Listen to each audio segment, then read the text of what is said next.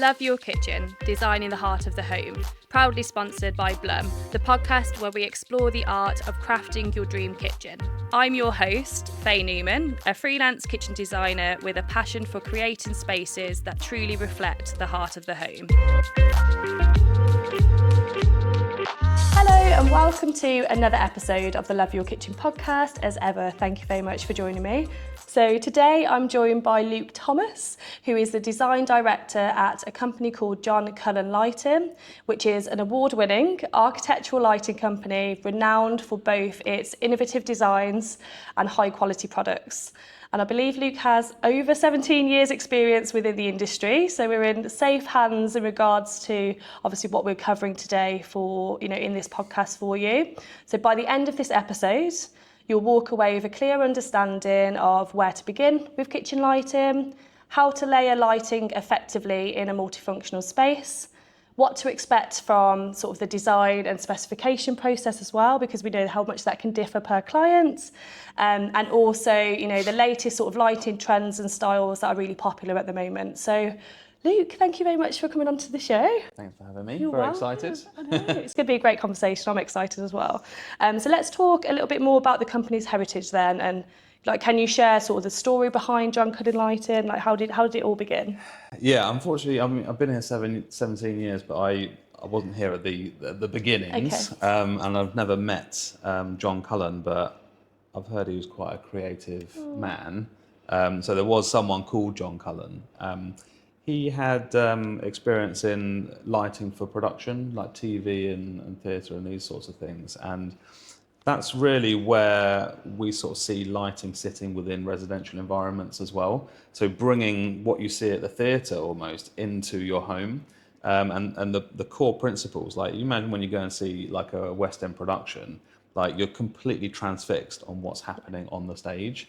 You don't see any of the behind the scenes workings. You don't see where the lights are coming from. You don't see the sets moving and changing and all of these things. So it's all about like concealing the lights, drawing your attention to what you want people to see, and hiding things that you don't want them to see, and doing it in a really discreet, magical way, which takes focus away from the equipment that you're using and putting it all onto like the final effect. Yeah. So those are the principles that we really try and apply. And today the company is run by a lady called Sally Story, and she's really like a pioneer within the lighting industry. Really creative person, very inspirational, and her ideas filter down through the company. And I think you'll see the impact of her on the lighting industry over the past 40 years, the techniques that she's developed, also the products that we've then gone on to manufacture and supply. A lot of that is sort of coming from her and her creativity. Yeah. Amazing. I think that's such a great analogy to use as well, because that's something that we can all relate to so much. Because I think sometimes when you think lighting, you just think, it's purely task. Yeah. It's added in, it just needs to function, and it's all about, as you say, sort of, having those all together and creating that overall look, and sometimes not even noticing, how much work has gone in from your end. No offence, Lee. Well, yeah, I think we've got quite an issue. I mean, 40 years ago, people didn't do lighting at all. Yeah. It was a downlight in a grid format in the ceiling, or it was a pendant in the middle of the room. That was lighting. These days, people are still trying to get to grips with what it can do, but it's usually an afterthought for a lot of clients. Yeah. It's really easy to understand the kitchen, the fabrics, the materials, all of these physical, tangible items. Lighting is one of these things which you can't touch, and you can't really see it. You can see the effect of the light on surfaces, but understanding it is really difficult. Yeah. It's all about the experience. So trying to get across to a client like the benefits of it, why they should pay attention to it, why it's part of the whole interior as an architectural package. Yeah. It's a challenge, but that's, this showroom is such a useful tool for us in helping clients to see that. Well, this is it. I've not had to set up any lighting for the production today because you've got it all covered, which is amazing. Yeah. So that's great for me. And then what was the sort of the mission behind sort of the brand then? So that drives sort of, as you say, the inspiration things today. What's the end goal for you? We're really trying to transform spaces and improve spaces and how people live in the spaces through the power of light, and we feel very passionate about that. And to do that, we offer different services, but our core service is an end-to-end solution where we're offering a design service which takes you from concept design all the way through to completion, site visits and everything. And then that's sort of packaged with the supply of the equipment, most of which is designed in-house by us and manufactured. So it's part of this really bespoke solution where you just get the best lighting effect at the end of the day. No, amazing. And obviously, as we've mentioned, lighting is such a huge factor for any project, especially for a kitchen, because there's so many functional elements within the space, but also, a lot of clients are having more open plan rooms now and things like that. So there has to be a level of sort of, layering lights and things like that. So for somebody sort of listening at home, like what are the main factors that everybody should consider when choosing their lighting? I think we're seeing less people now using a grid of downlights, which is good. Thank God. It doesn't do a lot for the space. It's very much a blanket of light. It's more about creating pockets of light that adds much more texture and depth to a space. One thing that we hear a lot is, should I have a cooler color temperature for my kitchen because I want it to be bright for task lighting? Brightness isn't related to color temperature. Okay. Color temperature is the color of the light essentially and how warm it is. So you can have a warm color temperature which is brighter than a cooler color temperature. For me, the kitchen is going to be part of that overall living space in almost every case. So having something which is suitable for relaxation as well as cooking is important. So a happy medium is a good thing. The layered lighting, really important. So not relying on just one light source. I think probably the most important thing is considering your lighting as part of the interiors and architecture. So it has to be related to that. You position lights around the things that you want to light. Yeah. That dictates your plan essentially. And then you're also thinking about what finishes are being used because that will determine how light is reflected. And then you've got client preference. And of course. The interior designer will have a vision of what they're trying to make it look like as well, which we need to try and deliver for them. Yeah. It's amazing as well how much the colour sort of variant can really just change, especially in kitchens, like just the whole furniture colour. So I might be with a client and they might want, quite a neutral, warm tone. And then say they've just had lights fixed in or whatever. And then it's that really harsh, as you say, cool. And it just completely takes off that warm element. And it's amazing, like, to see the difference. Yeah. So it is, a huge factor, even from a brightness perspective, but also, as you say, the colour temperature and how much that can change. Yeah, the colour temperature is really key to your experience. But the thing also related to colour is colour rendering. Yeah. And that's the ability of a light source to display colours accurately. And there's a scale which we use to measure the colour rendering called CRI. Basically, the higher the number, the closer to 100 it is, the more accurate it's going to render colours. It's a difficult thing for clients to really understand. But if you go to the kitchen showroom and you choose this really nice wood for the kitchen doors, and you might be viewing that under natural light, if you go and put a poor quality light source into the room, it feels very flat, it feels very grey, really lifeless. You don't see the true qualities of that material. So you've ended up spending all this money on an amazing kitchen, but you can't see or experience the kitchen without the lighting.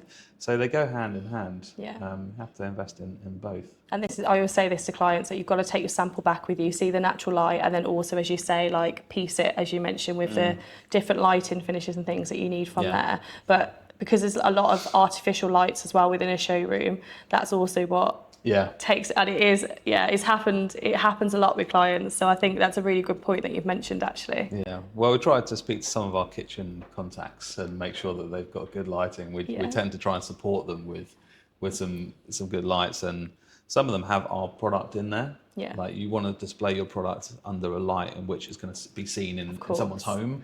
Yeah. So that's quite useful sometimes for them. Yeah, of course, actually, because I can imagine you get a lot of requests for statement lighting, and then actually, when you sort of get more into the design, it then evolves, and then they realise the severity of the accents in certain places and things like that. Yeah, Yeah. which is quite interesting. Yes. Yeah. So we've got an example here as well, which is St Luke's House. So how did you bring these factors into this particular design? So I think it's quite great to have like a relevant example. Yeah, I think this kitchen is really interesting because there's some really beautiful finishes. But I think when you're looking at this Faye, which is like an overview of the whole space, like what do you really notice here? You notice the hanging pendants. I noticed the lights above cabinets as Yeah, well. that's making the ceiling feel higher. Yeah. You can see the fabric of the stools being illuminated. Yeah. You can see that there's task lighting onto the work surfaces. Yeah, But you don't see the lights, do you? Like you can see the effect of the light, but you don't see the light source directly. That's a really important factor for us when we're choosing and specifying the products that we're using, because your eyes are naturally drawn to the brightest thing in a space, and you don't want that to be spotlights on the ceiling, and you don't want it to be an LED strip in the underside of the kitchen cupboard. You want the brightest thing to be the pendants, or to be some flowers on the dining table, or you know, something that you actually want people to see that you've invested in. So that was usually the starting point. And then you can see how the layers are built up with pendants and the glow under the island. So we're considering how people are going to use the space, and you can see these spotlights are positioned directly above the work surface. So they're not positioned around the kitchen island, because that's actually just going to light the floor.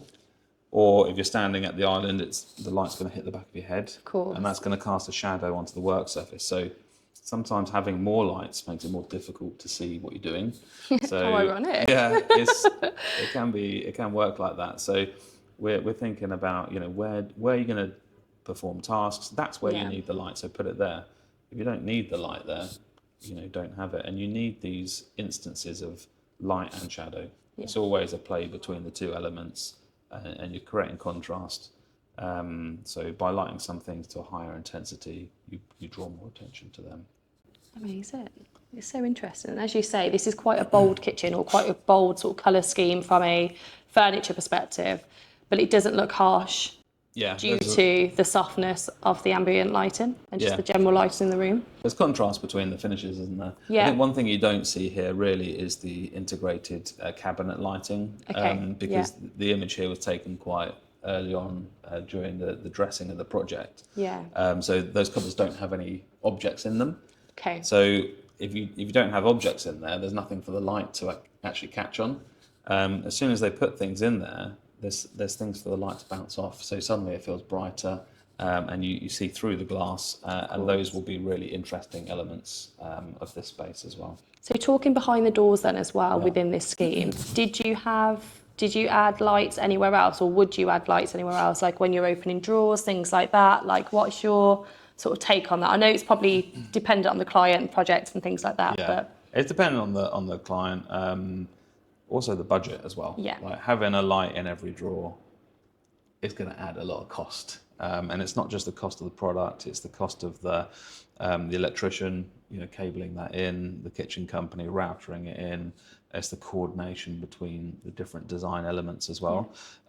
Sometimes it's a nice to have, maybe over the top. Other times that's the look you're going for. So it really depends on what the client's looking for. A lot of the time we just make sure that there's enough ambient light in the space to light into those drawers and things. of course. If you've got a larder unit or something, you know, a tool cupboard, a lot of the time we'll be directing a light towards that cupboard. Okay. And what we do is set out the downlights so that they're centered on a large unit like that, so the light falls centered to that panel. Nice. So it looks really nice, it looks designed. You highlight the surface of that material, and then when you open the cupboard, the light shines in. So you kill two birds with one stone. Yeah, sure. But you can have integrated lighting as well. Yeah, I think as you mentioned about sort of like the glare of the you know, when you have them as a grid on the ceiling, you can sometimes get that from inside of cabinets as well. Sometimes the sensor comes on and you're like, oof. Well, yeah, you know, you always get that, that sort of light sort of straight in your face, and it can be a bit much sometimes. interesting. I think kitchen companies, they've got a lot of things that they need to think about. Yeah. You know, how people are going to use the kitchen, the materials, the hinges. Like, there's a lot of functional stuff that they have to do. Lighting is one of many different things that sometimes they supply and integrate. Where a lighting designer is involved in a project, I would usually suggest that they take care of the lighting, even in the kitchen. Okay. Even though the kitchen company can do it, the lighting designer should have input, because even just opening that cupboard door, if it's the wrong color temperature in there, or it's creating an instance of glare, then that ruins the experience. And sometimes the kitchen designers won't necessarily understand or appreciate what you're doing in the rest of the room. Of course they wouldn't, because they're only doing that furniture. So the lighting designer is responsible for the whole space, and we need to make sure things are dimmable. Yeah. The lighting is concealed. It's the right color, and all of these things. So. Okay, amazing. So this leads quite nicely on to the next question, actually. So where is a good place to start, like for a home in general, but specifically for a kitchen project? So say, I suppose it depends on the design again, doesn't it? As you say, like if you've got a larger cabinet, there's a way that you sort of conduct lighting around that to emphasize that, and then negate the need to have lighting inside. But is there any other, like where would you start with a client, for instance? Like how does that thought process work for you? Like to get involved early on. Yeah. There's some clients who are really enthusiastic about lighting, and they'll get us involved before any other consultant. I But love that. until there's a kitchen design, we can't design the lighting. So we need to know what we're dealing with, where the furniture is going to be positioned, what type of materials we're working with. A kitchen like this one with St. Luke's, we need to know that there's an island there and that there's a bar area to it, because that will influence how you position things. Yeah. We need to see the elevations. So to go through all of these elements, the first thing we do is have a kick-off meeting with the client. If we're doing just the kitchen, usually kitchen company will be involved in that. Otherwise, we'll have a separate coordination meeting with them. Okay. But we need to understand from the client as much as possible about this space. And really understand all their preferences as well. Show them different options for color temperatures. Yeah. Talk about different downlights, what sort of design direction we might want to take. Some clients like something which looks a little flashier. Yeah. Others want something really subtle. Sometimes it depends if it's townhouse, country estate, an apartment. This is it, if you don't have lots of natural light in the space, and obviously you've got to caveat that somewhere with the ambient lighting. Yeah, exactly. Natural light is really, really key to consider. And then sometimes the building as well, like we have heritage properties where it's listed, so you might not be able to put downlights in the ceiling, in which case you start coordinating more with the kitchen company, because the integrated lighting becomes, really part of the design. Yeah, for Yeah. sure. No, amazing. And I think that's it. And I think it's quite difficult to advise each individual sort of, listener or person sort of watching. But I think if they sort of understand how the process works, sort of what stage to get, yourself sort of involved and things like that, they can really start to be like, okay, we've got a bit of breathing space. Let's look at the kitchen, get the functional elements in play, and then start to introduce, sort of the layering and things from there, which I think is really interesting. Thanks for running through that with us, Luke. So now you've got a second example for us, which is my favourite. Absolutely love it. So why don't you talk about sort of the design philosophy behind this design? And sort of touch on the points that you've spoken about layering, task lighting, ambient lighting. Yeah, this is one of my favourites as well. I use this a lot in my reference images for new projects. I think, first of all, the kitchen island, if we take that as the starting point, what you can see here is that we're using some downlights in the ceiling to light down onto the work surface. So we've already spoken about positioning lights around where you need the light. Yeah. But you can see the stools here. You'll be sitting here, maybe having breakfast or speaking to someone while they're cooking. You don't want to sit there with a downlight on top of your head. That's really uncomfortable. Everyone's been to a restaurant where that's happened before. Putting your sunglasses on. And you just want to leave because you feel like you're in the hot seat. So you can see here the lights they're baffled low glare downlights, but they're set directly above the work surface, and you can see the spread of light is onto that surface only, and not onto you while you're sitting there. What you do have is that glow of light underneath the overhang of the bar, and what that's doing is preventing a dark, shadowy space, but it's really enhancing the island because it's creating a warmth on the wood. Really, I was just about to say this. There's no dullness at all on that. So I think that's really useful, and that's one of the elements in a kitchen which can help tie it into the living spaces. Like where you're here at the dining table, and you're trying to have a moody, atmospheric meal, maybe entertaining. You don't want bright kitchen lighting, but you also don't want it off. So you need something which is going to reflect the mood that you're creating in the dining area. We haven't gone for pendants over the island because we do have pendants over the dining table.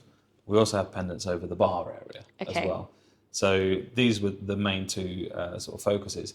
There's nothing to say you couldn't have pendants over the island, but it can start getting a little bit complicated. This is a good question because I get asked this a lot. When you have like a media station, you have a dining room section, you have a living room, and then you have an island in really large sort of open plan projects. How do you sort of from a statement lighting perspective, like how do you differentiate sort of what's needed where? So for instance, why did you not have the statement lighting over the island, for instance, or vice versa? I think where you have an open plan space like that, I think the dining table would usually take precedent in terms of atmosphere, and decorative lighting provides you with atmosphere, whereas the kitchen island is more about functionality. You can also see there's a ceiling recessed extractor fan here. Now that will potentially cause issues with where you can put certain lights. But the other thing with those is that they do come with integrated lighting, some of them. Most of them probably do. But I don't know why it is, but pretty much every supplier of those extractor fans... I know what you're going to say. ...just doesn't provide a nice light. I knew that was about to follow. So some clients initially think, oh, we'll just use the lights in the extractor fan, but for one, they're not controlled by the door, whether it's on a control system or whether it's a manual switch. That's inconvenient for me because I like to come into the room and you set your lighting scene. And if you have to then go over to another switch, it's either a remote control or a button that you need to press, and it's a different type of dimming. It's a little bit inconvenient, but it's also a different colour. The lights in these are very infrequently baffled. They're not going to give you particularly good working light. So you can have them separately switched and only turn them on if you really need them. The other things that we've got within the space, I spoke about having lights earlier centered onto cupboards, and this is really a great example where you can see everything's set out very intentionally on the center point between two doors. So if anything's off center, it's not going to look right. So you can see this is a design scheme. You've also got some accent lighting, which is a really interesting layer of light which you can add in these uplights to the crystal glass. Oh, amazing. So we're not lighting the glass because you can't really light glass. There's nothing for the light to reflect off. But here you're lighting the frame. So it just provides you with like this little flare of light, which creates a point of interest. And that washes up, and then you get a little incidence of light on the ceiling as well. So it's something which will help change the space, add some drama, and that's particularly useful late in the day. Unfortunately, these are some of the things that get cut out of a project for budget reasons. But it's one of the things that makes the biggest difference. So it's a real shame when that happens. I think it's so difficult though, isn't it? When you're doing a renovation, if you've got a set amount to spend, almost lighting, as you say, is functional, and then as you say, the decorative elements like the wish list sometimes as you say, gets altered and things like that. But I didn't even notice those on there, but then equally I knew that those crystal doors aren't as harsh as they usually are. So it's one of those secret elements that you've thought about that we don't need to know about really as the say if I'm the client, but it really does add a huge difference to the space. So I think it's great to identify that. The other thing that will be really important for this space is exterior lighting. You can't really see it from the images that we've got here, but because you've got this glass, and most people do have this in their open plan spaces, they've got big bifold doors or they've got nice crystal glass like this. But at night time when the sun goes down, it's dark outside, all of that glass just becomes like a big black mirror. Yeah. You see a reflection of yourself. That's quite unnerving, but also your whole world is shrinking to interior spaces. If you're to light something outside the glass, that draws your eyes through the glass, breaks that barrier, it extends your view, and it feels more like you're sitting outside, which is a really nice feeling to have. And the bar area as well, you've got strip lighting underneath. Is that a separate island? Yeah, that's like a bar which sits in front of I see. Yeah, the okay. bar behind it, where the bottles are. Yeah. So here you've got vertical strips of LED. So there's some instances where you don't mind necessarily seeing a line of light with an LED. Here it works to your favour because it's reflected in all the glass bottles, and that helps shape the glass, which is nice. But often with lighting, there's compromises because we need to look at the practical elements of actually integrating this into furniture. Sometimes there's reasons why you can't do the perfect detail.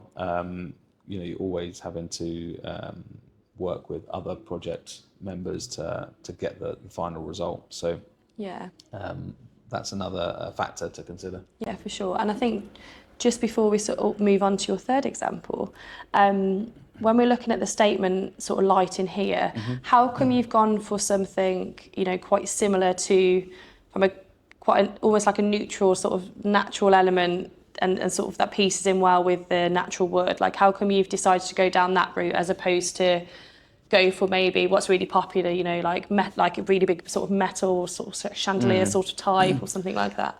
To be honest, Faye, quite often the decorative lighting is specified by the interior designer. It's something that we can support with as well. We've got a lot of knowledge about decorative lighting, and obviously with us doing the rest of the lighting in the room, we know what might be needed from a lighting point of view. In terms of what it looks like, that's very much like a tie between the lighting and the interiors, because it needs to fit in. Here, the colours and the contrast is really useful or very impactful. What I think is good about the ones over the dining table is that you're getting this glow coming down onto the dining table itself. So it's important to understand like what direction is that light going to take. You also got a little bit of light around the brass elements here, so that adds some warmth.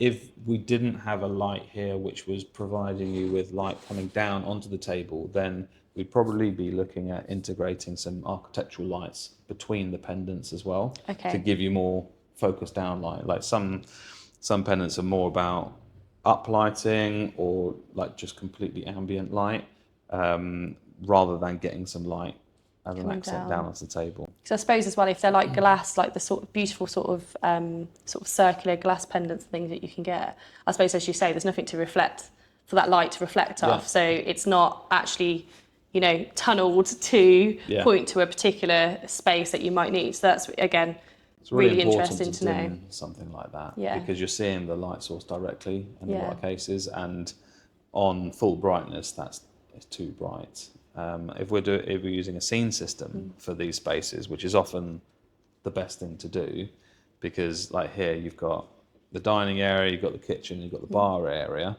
You've probably got 12 different circuits in this space to give you a good layered lighting solution. You can't have 12 dimmer knobs on the wall. That's a confusing solution. But some clients think maybe a control system is too technical, too complicated. It's actually less complicated than having dimmers, and it provides you with a really convenient solution for operating the lighting. But with those decorative lighting elements, if they're linked into the control system, quite often they won't go above 50%, some of these, because you get too much glare. So it's all about trying to balance the overall lighting effect. Yeah, and as you say, like you won't need a switch for all of these. You'd have your ambient, or maybe like two ambient sort of setups on one system, wouldn't you? And then because I know, I always use the sort of example of my parents. Like, have it, as you say, they would be, no, we just need them undimmable, so we know exactly which light is where. But I think that's where it's trusting you guys to really pair all of those beautiful lights together and know what time of the day and things are needed, and then being able to just turn them, all relevant ones on such time of day, and then you're sorted. Yeah, if you want to stick to manual switching, you can do it, but you're going to make a lot of compromises, and you're not going to get the best lighting scheme. Like, if it's manual control, you really have to stick to a maximum of 4 switches. So it means you're combining things together, which you otherwise wouldn't do. So you compromise on quality of dimming, and also you've got instances where there's too many lights on, and you're not able to create that mood and the variability. So let's talk a little bit more about the sort of the design process then for yourselves. Like, walk us through sort of the full process. Like, how does it work? And from the initial consultation right the way through to the end result. Well, we've got different avenues that you can go through as a client depending on what your needs are. Every project is completely different, so the service can be tailored to meet the requirements of that particular project. There's certain projects where the client already sort of knows what they want to do with the lighting. They might have someone supporting them, like the architect or the interior designer.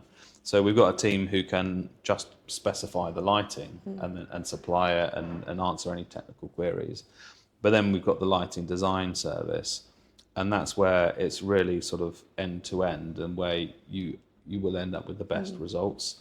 Here you can go all the way through from concept design through to completion. So concept design is the initial design intent. It's the direction that we're going to take, sort of agreeing that with the client, going through the process of understanding what they're looking for, their likes and dislikes, and then presenting that back to them, usually with reference images, potentially some renders, examples of what type of fittings can be used and things like that, and also like some sort of budget for the supply of the equipment as well, because that's an important consideration to make. So before you progress on to like construction level drawings, you want to make sure that this is going to suit their needs creatively, but also financially as well, because of course, it's, and as you say, at that stage there's movement then, isn't there, to be like, okay, well, we can look to do not 12 circuits if needed. Yeah,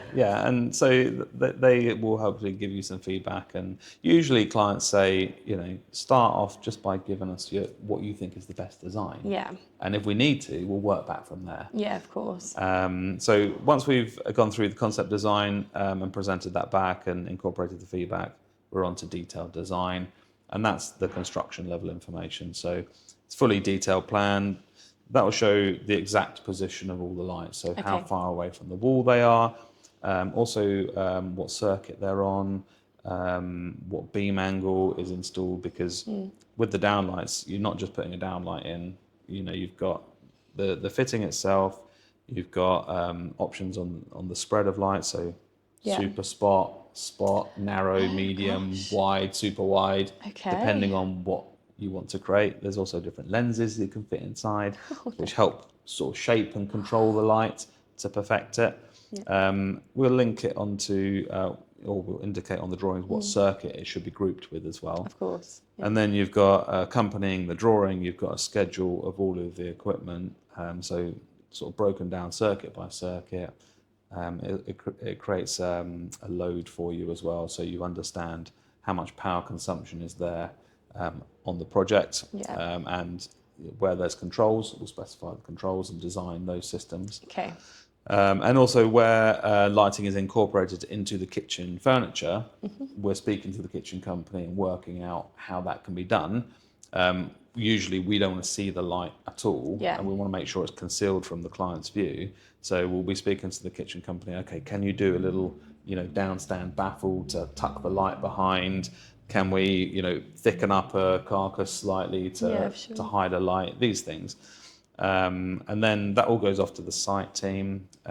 We would usually have a meeting with the site team to run through the drawings, make sure they know what they're doing and how the process is going to work. Yeah, of course. They do the first fix, we come and check the first fix, make sure that all the cables are in the right places before they've boarded the ceilings, because if we need to make any changes, then that's the time to do it.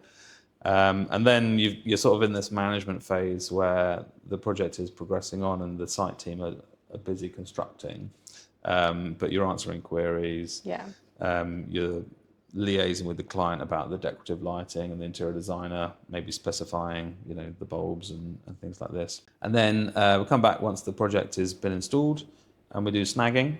So making sure that lights are all installed, that they're where they should be, that they're directed. We start doing like the initial positioning and focusing. And then, if they do have a control system, the final phase is setting the lighting scenes, which has to be done on site once everything's in place. And it has to be done in the dark, really, so that we can see the effect of all the lights. Of course. And you're dimming, setting these scenes. And sometimes it's the difference between 21% and 22% that makes all the difference.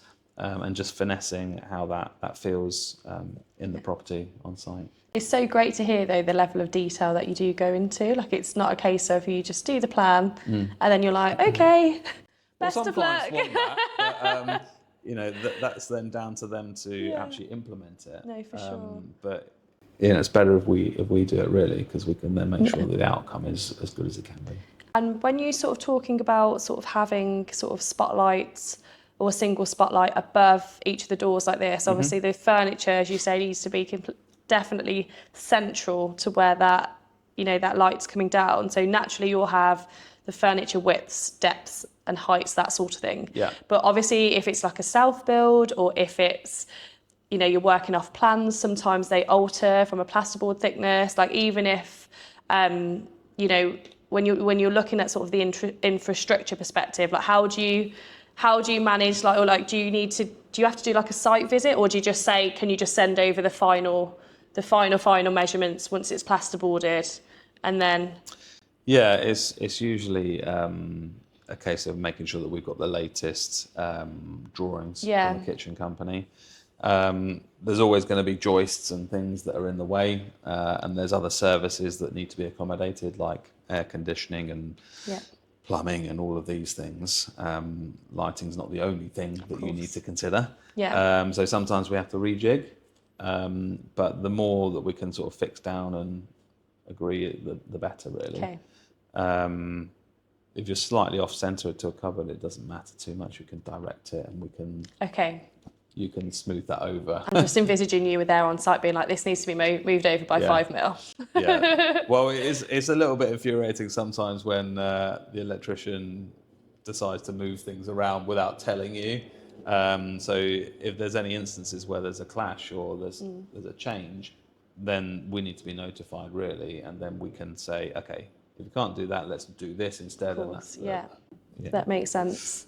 So talk us through sort of your timeframes then. So obviously once you've finessed and finalised the design, because that can be, take as long or as little as, dependent on the client. So what would be the sort of the timeframes for, say, supply only, and then also if a client was watching and they were like, yes, we want you for the whole journey? So on the supply side of things, usually once we've got a specification of all the equipment, we generally advise around 8-week lead time from order. Okay. A lot of stuff we keep in stock. Downlights and things are always available, but there's certain bespoke elements to the designs which require a little bit more time to coordinate.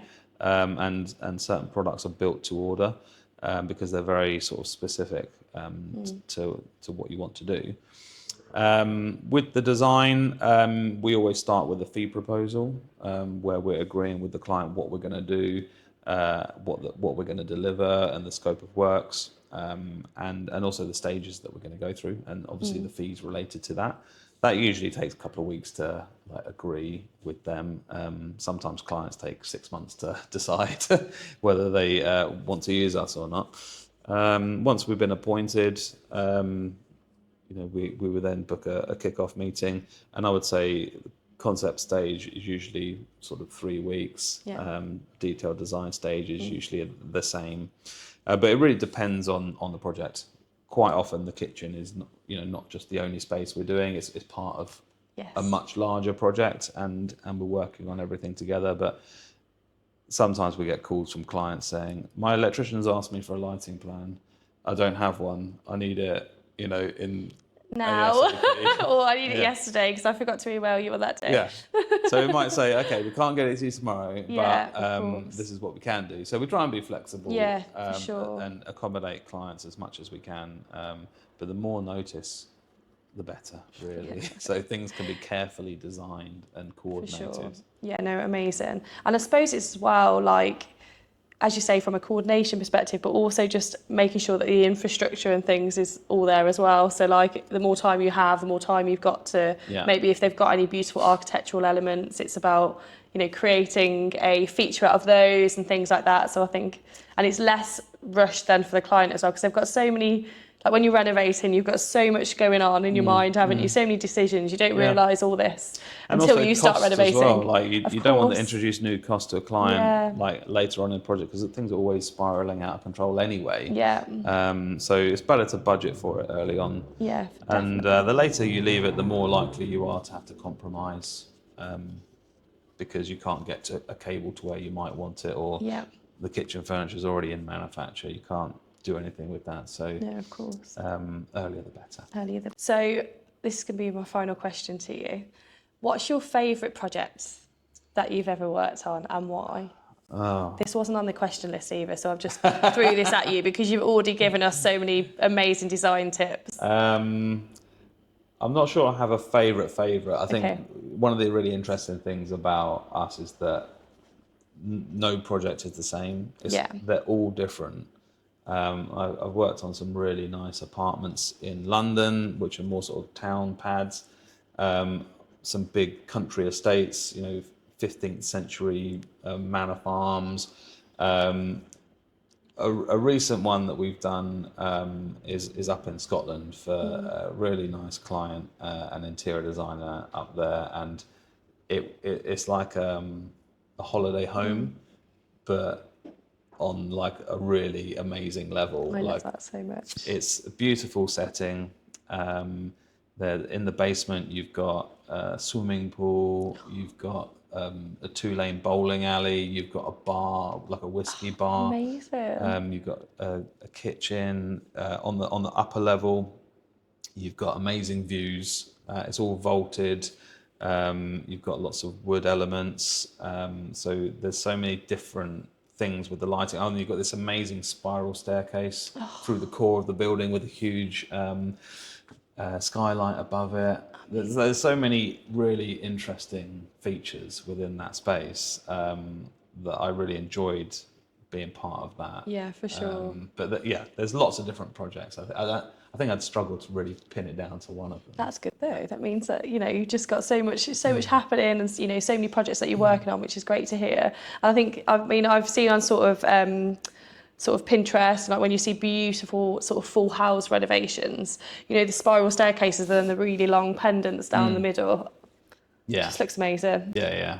So there's so many different options you can go for with that sort of thing, and I think it's that trying to come up with a balance between the visual aspect and also the lighting and the practical side of it as well. Sure. It's like it's not as easy as it looks sometimes. Which is why we've got you, Luke. So it's fine. Yeah. You just need a Luke for your lighting. That's all you need. Well, yeah. I mean, it's a completely separate discipline to interior design and architecture, and you need a separate consultant for it. Sure. Thank you very much for sharing everything, with us today. I know I've got a lot out of the conversation, so I know it's going to be really relevant for everybody sort of listening at home that's doing maybe, even if it's just a kitchen renovation or the whole home. I think all of the sort of the key features and light positioning, temperature control, just the intensity, all of those design tips I think will be really helpful and resonate with everybody, so thank you very much for going through those with me. So just to finish on then, if we've got somebody sort of listening or watching and they want to sort of find out more about John Cullen Lighting, like what's available to them, like what's your website? Our website is probably the first place to go to, is johncullenlighting.com, so really easy to find us. On there, we've got case studies of our projects, tips and tricks on what you can do with lighting. We've also got some pre-recorded webinars, which are in the events section. So people can log in there and they can watch a webinar about kitchen lighting, or they can look at bathrooms, Amazing. garden lighting, all of these different things. So that's quite useful. We are on Instagram and TikTok and LinkedIn as well. These are we're quite active, and we try to be quite inspirational on those platforms. We also have the London showroom where people can come. It's an experience centre. So with lighting, it's one of those things which is difficult just looking at the pictures. It's something which you will benefit a lot more from if you can feel it and understand how it transforms a space. So we have the London headquarters here. We also have a small space in Paris, and we've got a showroom in Dubai as well. So wherever clients might be, we should be able to help them. Be able to cater for them, exactly. Yeah, in Dallas, we've got a couple of people over there in a design team that we have.